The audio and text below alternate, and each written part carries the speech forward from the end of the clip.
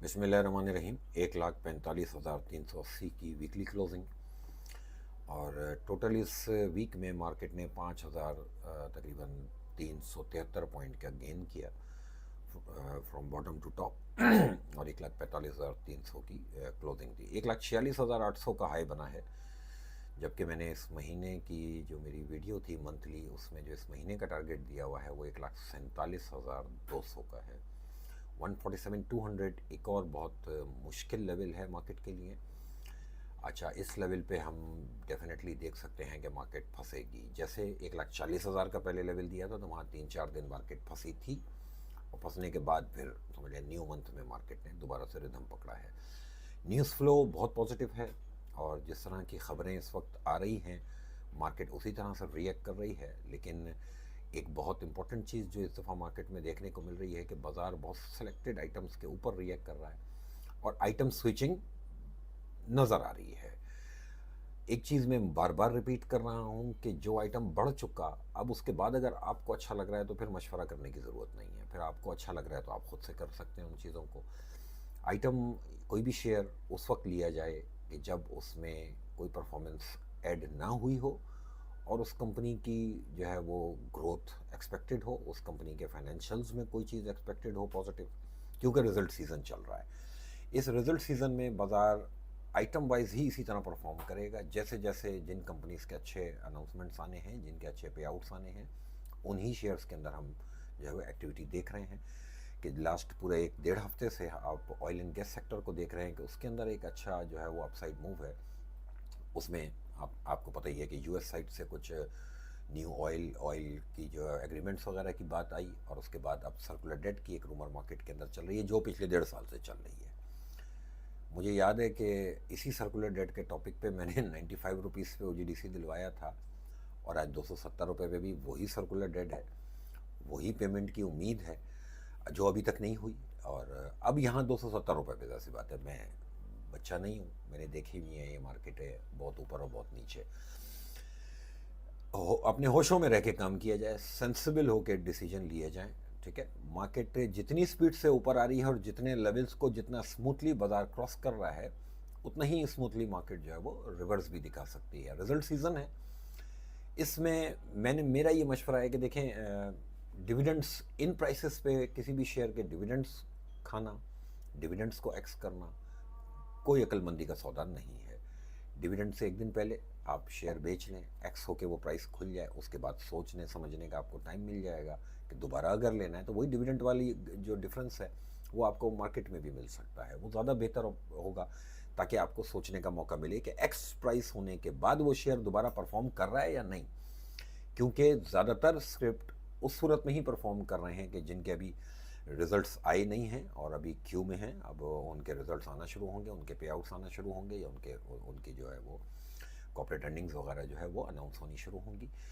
उसको ही सामने रख के लॉन्ग टर्म इन्वेस्टर अभी ना बने। ये मैं मुसलसल तकरीबन 1 महीने से कह रहा हूँ ये बात। मार्केट बहुत वाइल्ड रिएक्ट कर रही है और ऐसे में शॉर्ट टर्म ट्रेड्स की जाती हैं। जिन स्क्रिप्ट्स का आपको आइडिया हो आप अपने रिसर्च से पूछें, अपने ब्रोकर से पूछें कि जिनके अंदर रिजल्ट्स अच्छे एक्सपेक्टेड हैं या कोई फंडामेंटल न्यूज़ है उनमें स्विच हो जाएं। जो शेयर्स बढ़ चुके हैं उसमें प्रॉफिट टेकिंग करें। देखिए, जो किताबों का नफ़ा है ना, ये किताबों में वापस चला जाता है।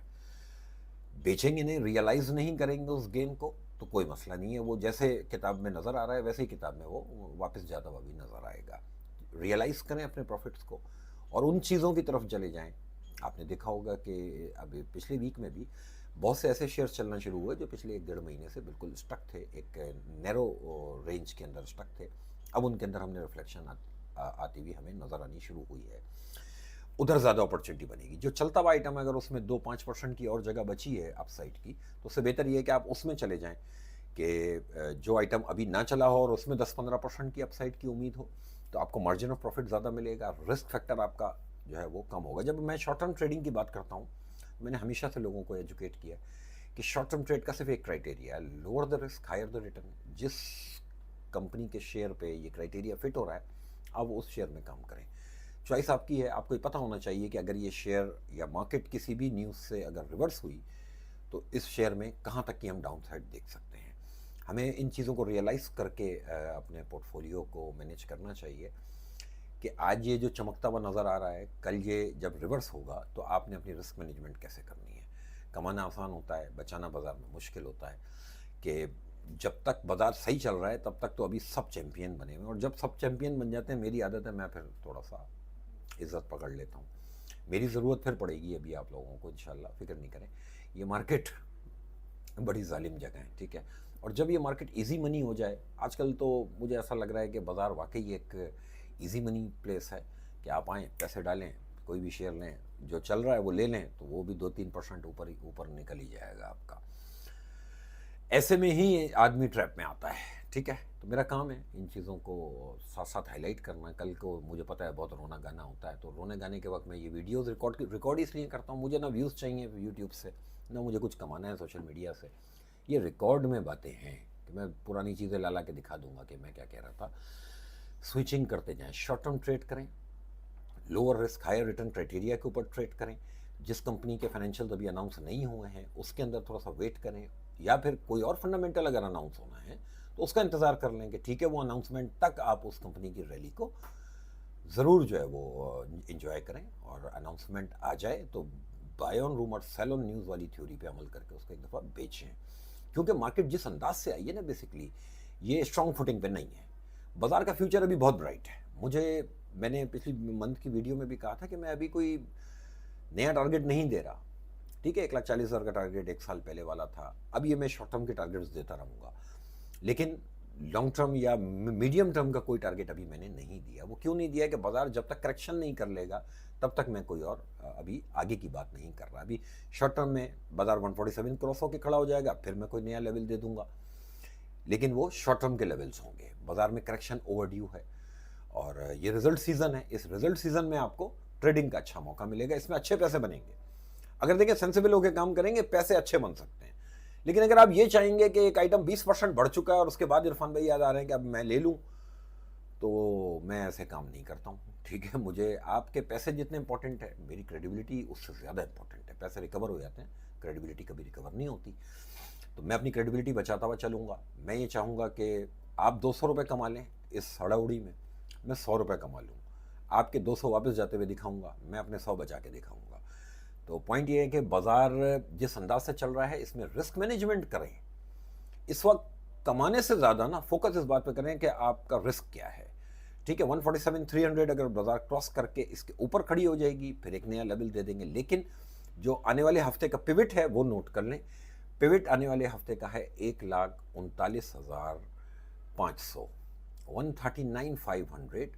आप 145 तकरीबन 400 पे इस वक्त खड़े हैं। 146,800 का आपका हाई बन चुका है। इस डिफरेंस को जहन में रखें।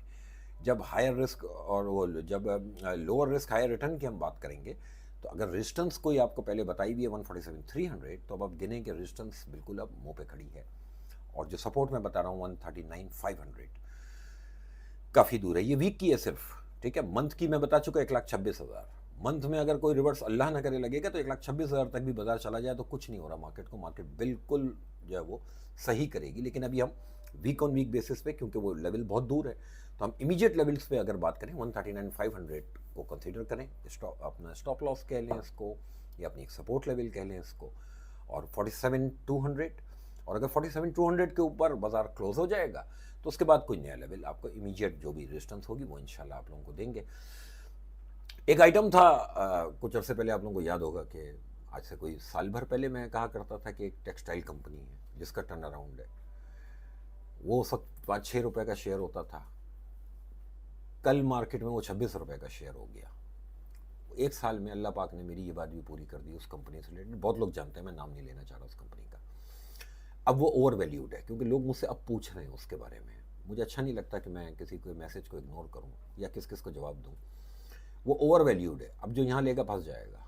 कोई जस्टिफाइड रेट्स नहीं है। जब कोई भी चीज़ स्पेकुलेट हो रही होती है ना, तो स्पेकुलेट तो वही बात है कि चंद सेंट्स का जो था बिटकॉइन, वो आज $1,20,000 पर ट्रेड हो रहा है। तो स्पेकुलेशन तो कोई किसी भी प्राइस पे किसी भी चीज़ को ट्रेड करा सकती है। मैं ये नहीं कह रहा कि वो आगे नहीं बढ़ सकता, स्पेकुलेट करें, लेकिन जस्टिफाइड प्राइसेस नहीं है, इन्वेस्टमेंट की प्राइसेस नहीं है, वो ओवर वैल्यूड है। अब अगर इन्वेस्टमेंट करनी है, मुझसे पूछना है, तो ऐसी बात है मैं अपनी मर्जी की चीज़ बताऊंगा। एक दो चीज़ें और ऐसी हैं जो ग्रोथ की हैं 1 साल तक, लेकिन ना पूछें। मसला ये है कि इन्वेस्टर्स क्लाइंट्स भी ये करते हैं कि एक टॉर्चर बहुत करते हैं। हमेशा सबको ये बताया था कि भाई ये इन्वेस्टमेंट के लिए है, भाई ये इसका नाम मत लेना इसका मुझसे, मुझे टॉर्चर नहीं करना। इतना टॉर्चर किया कि मैंने भी जान छुड़ाई। मैंने भाई ऐसी नेकी नहीं करनी है, ठीक है। लेकिन साबित कर दिया मैंने। 6 रुपये का आइटम आज 26 रुपये पे ट्रेड हो रहा है, 1 साल की ग्रोथ। ऐसे 2 आइटम और है मेरे पास। अकाउंट खोलेंगे तो मिलेगा, और जो मेरे पास अकाउंट होल्डर्स हैं, बाज़ार जब नीचे आएगा तो इंशाल्लाह उनको दूंगा। आप लोगों का बहुत शुक्रिया।